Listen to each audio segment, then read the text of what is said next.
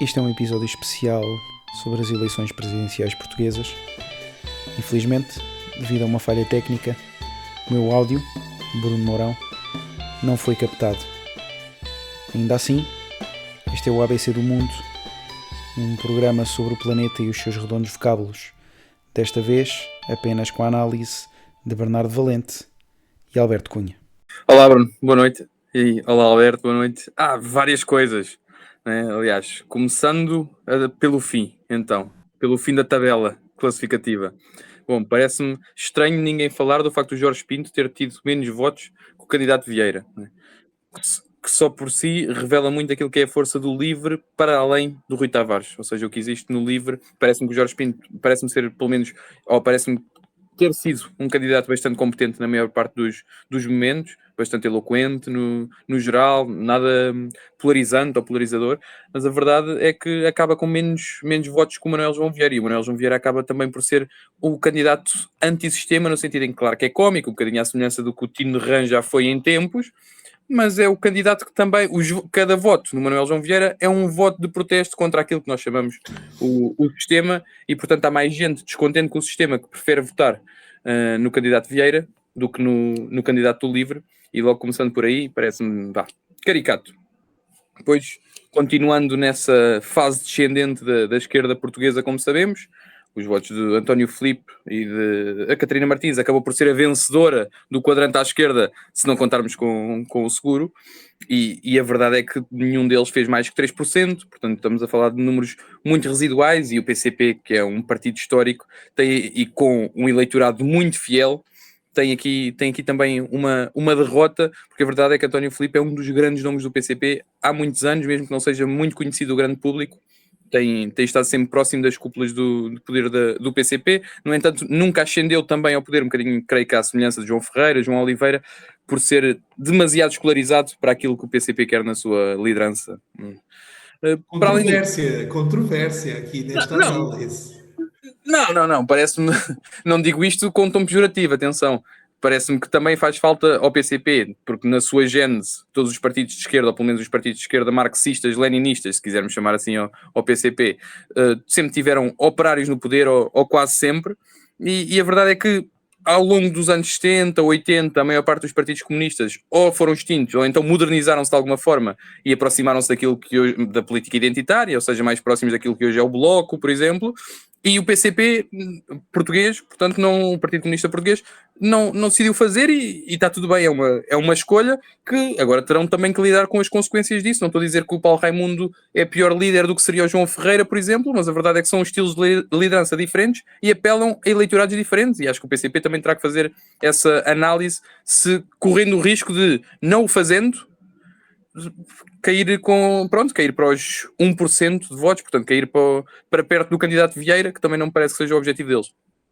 Depois, olhando para os 5 primeiros, as 5 principais figuras, bom, parece-me que, independentemente da última semana desastrosa de Coutinho Figueiredo, parece-me que há muita coisa a aprender com a candidatura dele, principalmente a nível de apelo nas redes sociais aos jovens. É uma campanha nos mídias, ou seja, uma campanha principalmente no digital, extraordinário, e depois, na última semana, umas coisas por culpa direta dele, outras coisas que veremos em breve se são culpa direta dele ou não, que pronto, acabaram por prejudicá-lo certamente, e também catapultaram André Ventura para a segunda volta, e também acabaram, acho eu, parece-me a mim, por reforçar um bocadinho o eleitorado do próprio seguro. O Marcos Mendes, bom, confesso que, independentemente também daqueles casos que foram surgindo ao longo da campanha, é com alguma tristeza que vejo o Marcos Mendes a cair para 5º lugar, porque falamos de alguém que está na sociedade civil ou na praça com muita exposição há muitos anos. Tudo isso dá trabalho, tudo isso gera stress, portanto é um trabalho feito durante, pelo menos no comentariado, nos últimos 10 anos, que se percebeu que não surtiu efeito absolutamente nenhum, até se calhar foi negativo para a sua imagem, e imagino que a frustração seja imensa desse lado. E para terminar, bom, Gouveia Mel, acho que também percebemos rapidamente, apesar de há 3 meses estar à frente das sondagens, ou há 4 meses estar à frente das sondagens, percebemos rapidamente que eu até simpatizo com ele, sou sincero, mas por ter ali alguma dificuldade no discurso, que seria difícil cativar algum eleitorado que não tivesse já cativo naquele início, naquelas sondagens iniciais. E António José Seguro acabou por perceber que a política é um bocadinho como a vida, não é? Às vezes mais vale estar calado, mais vale não fazer muito barulho, tentar ser o menos controverso possível, e foi esta a aposta dele, foi pouco controverso, com esta ideia de que é um presidente que, apesar de vir da esquerda, apesar de vir do Partido Socialista, também namora ali um bocadinho, flerta ali um bocadinho com a direita, com o centro-direita, e acho que agora restam poucas dúvidas que será o próximo Presidente da República, e é uma lição também, ao contrário do Coutinho de Figueiredo, que foi bastante vocal e apareceu em todo o lado durante a campanha. O Seguro acabou por fazer uma campanha muito mais discreta, no entanto, com passos muito sólidos, muito no terreno, muito na política de proximidade, que foi uma coisa que também faltou ao Coutinho, muito no terreno, e a verdade é que beneficiou de não ter grandes telhados de vidro e beneficiou também, creio eu, de se ter afastado do sistema durante 10 anos, que não permite que tenhamos grande memória de controvérsias ou problemas com António José Seguro. Sim, vou tecer algumas considerações sobre a eleição presidencial, mas depois queria também começar a falar um bocadinho do que é que se perspectiva para o futuro da esquerda e da direita em Portugal. Acho que eu sou um bocadinho mais positivo em relação à campanha do António José Seguro do que o Bernardo Valente. Acho que foi uma boa campanha, foi o único candidato dos 5 principais que não fez nenhum erro. Acho também que, para lá de qualquer simpatia ou falta de simpatia ideológica, num período histórico no Ocidente em que cada vez mais criticamos, e na minha opinião com razão, que dá-se mais tempo de antena ou dá-se mais votos a quem grita mais alto, e portanto quase separando a qualidade do que é o político candidato do que é o político competente, eu acho que António José Seguro é uma exceção a essa regra. Claro que foi a própria dinâmica da eleição que assim levou, mas há uma capacidade de competência pessoal. Concordo com o Bernardo num ponto, o António José Seguro, o PS de António José Seguro não é o PS de António Costa, e nunca foi. Além das grandes diferenças de personalidade, o PS de António José Seguro é um PS que facilmente consegue falar com o centro sem deixar de ser a esquerda.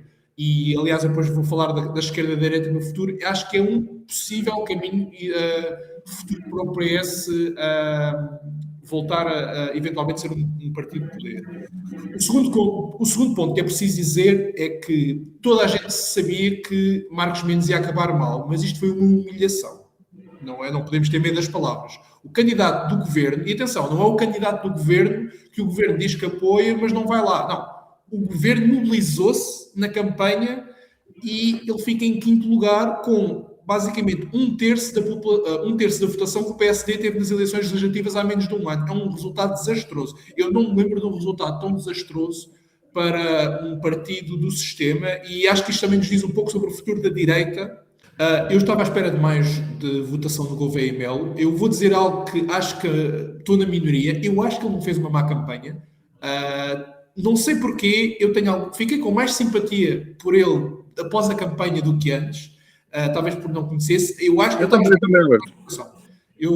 estava à espera de um bocadinho mais de votação. Acho que simplesmente foi ele fez ali uma atitude um bocado kamikaze no último debate com o Marcos Mendes, que na minha opinião é um dos motivos pelos quais aquela questão do facilitador de negócios é um dos motivos que explica a votação tão expressiva em António José Seguro, apesar além das qualidades que eu já referi, e depois acabou por também não beneficiar nada de fazer essa situação kamikaze. Acho também que, e este era o último ponto que eu queria fazer sobre os candidatos, antes de falar do futuro do leque partidário, acho que não foi nunca explicado por ele, ou seja, a campanha dele tinha várias pessoas ligadas à esquerda, à direita, ao centro, a todo lado. Isso não é mau, mas a campanha nunca conseguiu explicar o que é que unia essas pessoas. Porquê é que estão estas pessoas de quadrantes tão diferentes a apoiar este senhor?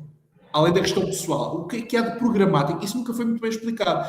A sensação que dava é que ele às vezes mandava um dia estava a fazer campanha para um eleitorado de centro-direita, outro um eleitorado de centro-esquerda, e a certa altura ele não se conseguiu definir. E tu é possível ultrapassar as clivagens de esquerda-direita se tiveres um certo tema forte a que te agarrar. Por exemplo, eu não sou de esquerda nem de direita, mas sou o candidato da saúde, eu sou o candidato do proteccionismo, eu sou o candidato da Europa, mas nunca se percebeu exatamente o que é que ele era. Bem, falar sobre o leque partidário português, acho que o Bernardo fez alguns pontos importantes. Eu devo dizer que no caso específico do LIVRE, além da questão do Rui Tavares, ele matou a candidatura dele naquele debate, é a minha opinião, eu subscrevo exatamente aquilo que o Bruno Mourão disse.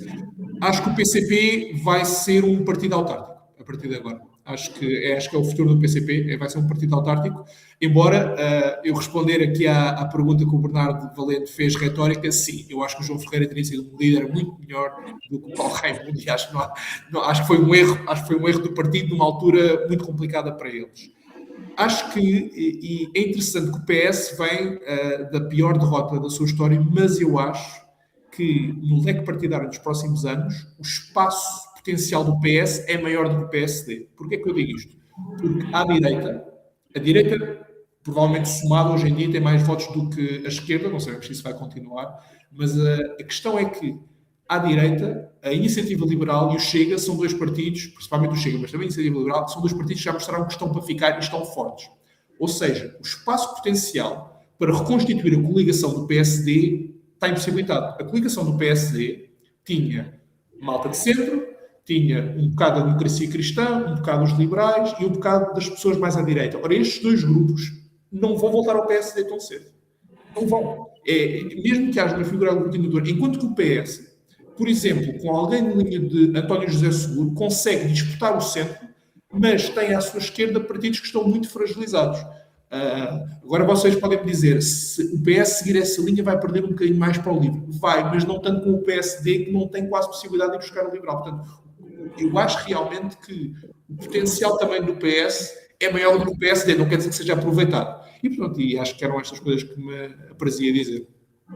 Sim, tocando nesses dois pontos, nesse ponto que fazes, Bruno, e no ponto do Alberto relativamente a esta ideia de a esquerda também poder ter mais espaço para explorar do que os partidos à direita, ou do que pelo menos o PSD à direita, parece-me que há aqui um fator que nós estamos a ter em consideração e que é importante nesta equação da sobrevivência política, por exemplo, da Iniciativa Liberal, não declarar um apoio claro ao seguro. Bom, a mim parece-me que se estabelecêssemos agora um diagrama de Venn, ou um eleitor médio, o eleitor médio estaria no diagrama de Venn ali algures entre a Iniciativa Liberal, o PSD e o Chega. Portanto, o espaço à esquerda, apesar de não estar tão preenchido a nível partidário, o eleitor médio distanciou-se bastante neste momento desse espaço. Neste momento, claro, neste momento. E a verdade é que se falamos de alguém que possa ocupar dentro do PS esse espaço central, bom, seria também José Luís Carneiro. Porque José Luís Carneiro, principalmente em comparação com António Costa, com Pedro Nuno Santos, é um líder muito mais ao centro.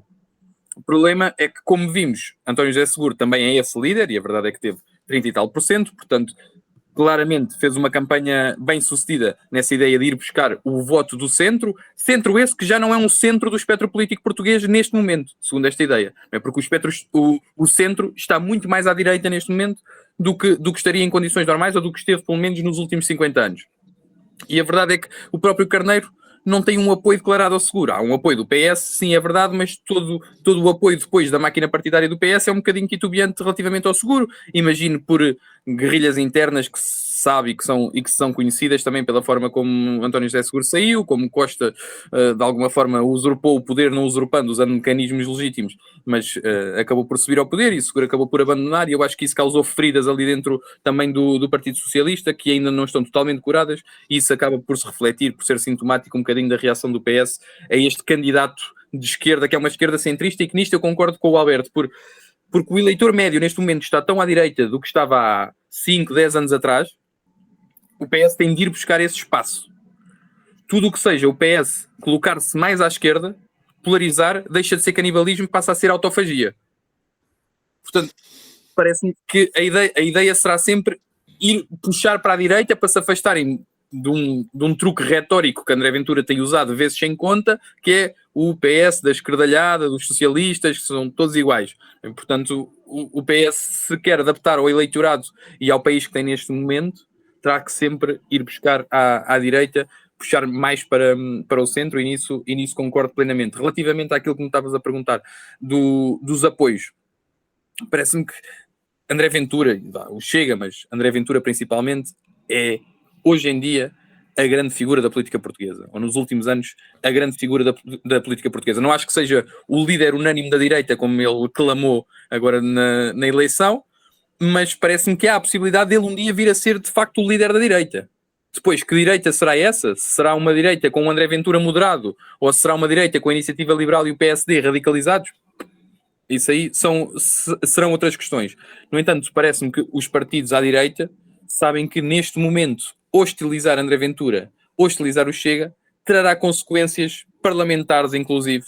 Acho que também não podemos, fazendo aqui o disclaimer, não podemos tirar grandes conclusões partidárias e de legislativas, tendo em conta estas eleições, porque foram bastante fragmentadas, bastante sui generis, cheias de casos e casinhos. Gouveia e Mel também teve ali com muito eleitorado e não estará numa eleição legislativa.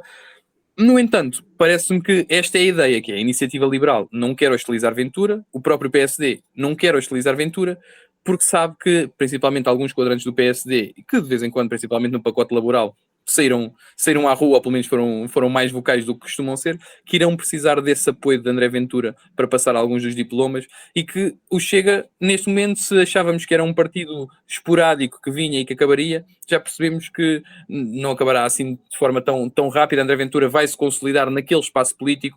É um espaço político que existe neste momento e é um espaço político que se irá consolidar e cristalizar assim como está, ou seja, não é o espaço político do fascismo, é o espaço político de uma direita radical que continuará ali como estão em quase todos os países europeus. E, portanto, a direita agora, se quiser, um bocadinho à semelhança do PS, a direita, se quiser ir buscar o eleitorado que tem fugido para o Chega, não pode hostilizar o Chega, porque André Ventura, e estas eleições são a prova disso, continua em crescendo. E portanto, parece-me que é por isso que não há um apoio declarado. No entanto, também acho que se está a cair aqui num erro, que é olhar para esta eleição ou para esta segunda volta como o fascista contra o democrata. Acho que isso já não pega. Eu acho que isso já não pega. Acho que isso já não pega, sinceramente. Exato. Mas continua a haver com alguma preocupação esta ideia de que vamos votar todos no democrata porque o outro é fascista.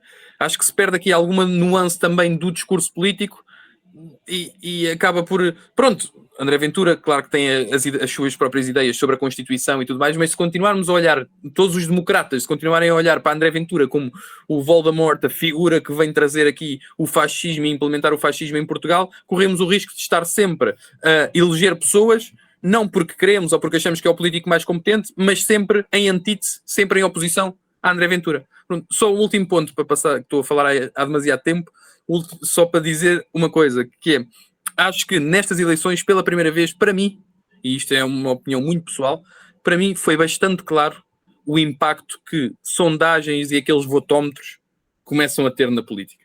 E se não fosse aquele tracking poll da CNN, não sei até que ponto é que o Seguro teria este crescimento tão grande nas últimas 2 semanas de campanha. Queria só dizer algo sobre o Chega, como não. Concordo com aquilo que foi dito. Eu acho que o PS, como partido de poder, teve uma grande ameaça. Agora vou ser nerd histórico, a minha função favorita neste podcast. O PS teve um grande inimigo que afetou a sua sobrevivência como partido de poder, que foi o PRD. E foi com sorte que o PRD foi eliminado. O Chega é o PRD do PSD. O PSD não sabe o que é que há de fazer com o Chega. Ninguém sabe o que é que há de fazer com o Chega. Porque existem perigos em legitimar, entre aspas, o Chega e o seu papel. Existem perigos em afastar totalmente do Chega. Existem perigos em aquilo que está a fazer agora, que é ser um pouco pragmático e usar o Chega de vez em quando. E mais do que questões de politiquice, e eu concordo em absoluto com o que o Bernardo Valente disse, eu acho que o André Ventura é o político mais talentoso dos últimos 10 anos em Portugal. Acho que existe algo, mas já vou falar dos problemas do Chega, e acho que há 2 problemas que o Chega tem que são muito importantes. Acho que, mesmo a história de vida do Ventura, um dos grandes problemas do PSD, na minha opinião, isto é uma opinião pessoal, é que é um partido, e isso está a ver com a reforma laboral, cada vez mais desligado do país real. Do país real, nomeadamente do país abaixo de certo nível socioeconómico. Ora, o André Ventura, não o Chega, o André Ventura, até pela sua própria história de vida, nasceu nos subúrbios de Lisboa, tem uma história interessante. O André Ventura tem uma história interessante. Ele consegue capturar esse eleitorado do povo, para sermos mais corriqueiros, de uma forma que o PSD não consegue.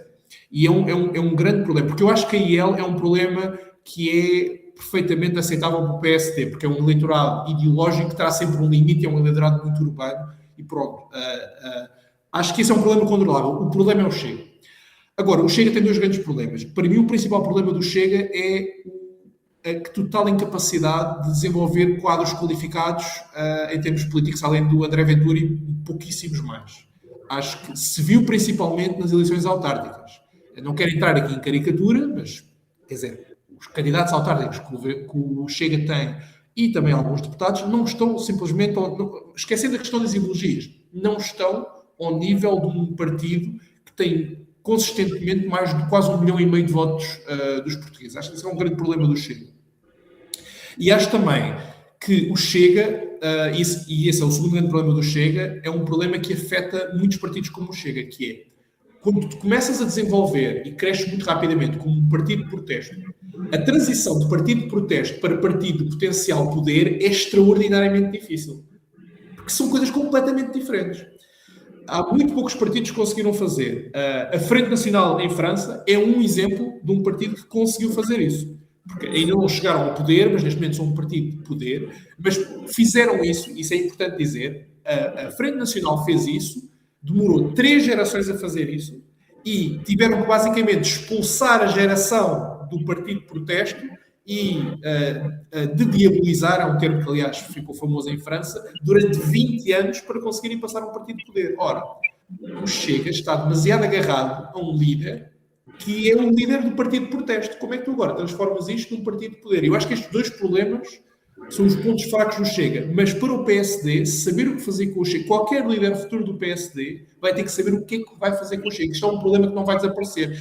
E concluo com isto. O PRD, sorte do PS e habilidade maquiavélica do Mário Soares como Presidente da República, essa é outra história para outro dia, que matou o governo Vítor Constâncio em 87, de coligação PRD-PS-PCP, matou o PRD, mas o Chega não está a ser matável tão facilmente. Bem, antes de mais, acho que é difícil que Ventura seja eleito. É muito difícil, se não impossível, que Ventura seja eleito, e antes 3 seguros que 3 Salazares, não é? Agora, a verdade é que parece-me... Eu aqui não sei se concordo totalmente com o Alberto, no sentido... Claro que há estas 2 de crescimento, mas eu não sei até que ponto é que, pelo menos de quadros de cúpula de poder, os Chega já não os têm. E não os têm bem definidos e com muita exposição mediática todos os dias. Eu discordo de ti. Nesse ponto discordamos. Acho que não... Parece-me que o Chega tem essas 2 de crescimento, principalmente a nível autárquico, que é muito claro, é muito evidente. Bom, apesar de ganharem 3 autarquias, no entanto, parece-me que isso é bastante óbvio. Mas também, um governo de sombra não é a mesma coisa que um governo.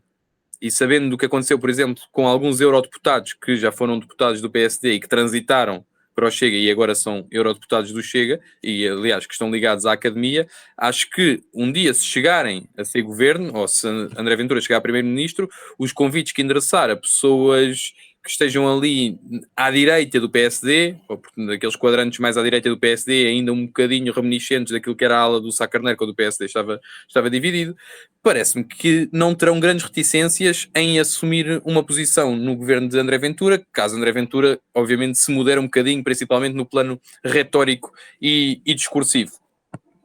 Agora, o que estava a dizer relativamente a esta ideia que o Alberto disse que não concordava, é que eu, honestamente, se olhar para os últimos 2 anos, consigo identificar claramente 6 ou 7 pessoas do Chega que estão permanentemente em todas as televisões e que estão permanentemente no espaço público, e não consigo fazer o mesmo nem para o PS, nem para o PSD, nem para a Iniciativa Liberal. Falar da qualidade potencial dos quadros para eventualmente integrarem um governo, não é? Porque não é uma questão de exposição, é uma questão de quadros, mas... Porque eu realmente é isso. Eu acho que falta credibilidade, mesmo eleitores de direita, falta credibilidade em ver aquele movimento como um detentor do poder. Pronto, eu já agora queria ser sintético e responder à pergunta do Bruno. Eu acho que ele não vai ganhar. Agora, acho que se o Ventura conseguisse 40%, isso seria, acho eu, o resultado ideal para o Chega e para o Ventura. porque a partir do momento em que ele tem 40% ou perto de 40%, estamos a falar de um eleitorado que não é, entre aspas, dele, mas é um eleitorado que ele pode alcançar. Eu, se tivesse que prever, é muito difícil fazer cenários, eu acho que ele não vai chegar a mais do que 35%, mas se ele conseguir 40%, acho que seria o ideal, porque ele não quer ser Presidente da República, aliás, foi claro na campanha eleitoral que ele não quer ser Presidente da República, mas acho que isso aí seria a meta dele. E já agora, aqui fazer um bocadinho de futurologia, o que eu acho que o Luís Montenegro vai fazer nas próximas 3 semanas é falar o menos possível. Acho que é o que ele vai fazer. Claro. Era esta ideia de que o André Ventura também me parece, a mim, pelo menos para mim, não chegará aos 35.